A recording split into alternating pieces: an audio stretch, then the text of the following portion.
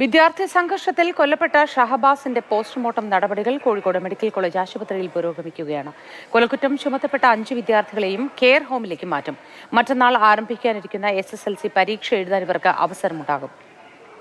Medical കോളേജിൽ നിന്ന് Rahul KV വിവരങ്ങളുമായി ചേരുന്നു. രാഹുൽ, കെയർ ഹോമിലേക്ക് ഇത്രയും കുട്ടികളെ 5 പേരെ മാറ്റി കൂടുതൽ പേർ ഉൾപ്പെട്ടിട്ടുണ്ടോ എന്നതിൽ അന്വേഷണം നടക്കുന്നു. വിശദാംശങ്ങൾ എന്താണ്? പോസ്റ്റ്മോർട്ടത്തിന് ശേഷം ഭൗതികദേഹം എപ്പോഴാണ് ബന്ധുക്കൾക്ക് വിട്ടു നൽകുക? മോത്തി ഷഹബാസിന്റെ പോസ്റ്റ്മോർട്ടം അല്പസമയത്തിനകം പൂർത്തിയാകും. മെഡിക്കൽ കോളേജ് ആശുപത്രി മോർച്ചറിയിലാണ് നടപടിക്രമങ്ങൾ പൂർത്തിയായിക്കൊണ്ടിരിക്കുന്നത്. ഇതിനിടെ തന്നെയാണ് ഈ കൊലക്കുറ്റം ചുമത്തപ്പെട്ട 5 വിദ്യാർത്ഥികളെയും ജുവനൈൽ ജസ്റ്റിസ് ബോർഡിന് മുൻപാകെ ഹാജരാക്കിയത്. വെള്ളിമാട് കുന്നിൽ രക്ഷിതാക്കൾക്കൊപ്പം എത്തിയാണ് ഈ 5 വിദ്യാർത്ഥികളും ബോർഡിന് മുൻപാകെ ഹാജരായത്. അവർക്ക് ജാമ്യം നൽകിയിട്ടില്ല. കൊലക്കുറ്റമാണ് പോലീസ് ചുമത്തിയിട്ടുള്ളത്.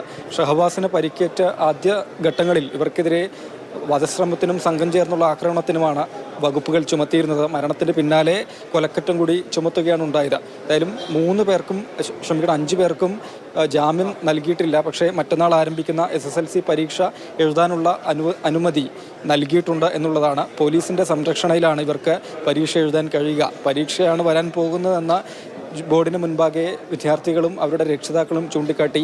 ആ സമയത്താണ് പോലീസിൻ്റെ സംരക്ഷണയിൽ നിങ്ങൾക്ക് പരീക്ഷ എഴുതാനുള്ള അനുമതി ഉണ്ടാകും എന്ന് ബോർഡ് മറുപടിയായി നൽകിയത്. ഒപ്പം തന്നെ പോലീസിന് കുട്ടികളെ ചോദ്യം ചെയ്യണമെങ്കിൽ അവിടെ കെയർ ഹോമിലേക്ക് എത്തി ചോദ്യം ചെയ്യാം. മറിച്ച് കസ്റ്റഡി ആവശ്യപ്പെടുകയോ പുറത്തേക്ക് കൊണ്ടുപോകാനോ പാടില്ല എന്നുകൂടി ജുവനൈൽ ജസ്റ്റിസ് ബോർഡ് വ്യക്തമാക്കിയിട്ടുണ്ട്. ഇനി വിദ്യാർത്ഥികൾക്ക് വേണമെങ്കിൽ മേൽക്കോടതിയെ സമീപിക്കാം എന്നുകൂടിയാണ്. അടുത്ത ജാമ്യാപേക്ഷ പരിഗണിക്കുന്നത് വരെയാണ് ഇവരെ കെയർ ഹോമിലേക്ക് മാറ്റിയിട്ടുള്ളത്.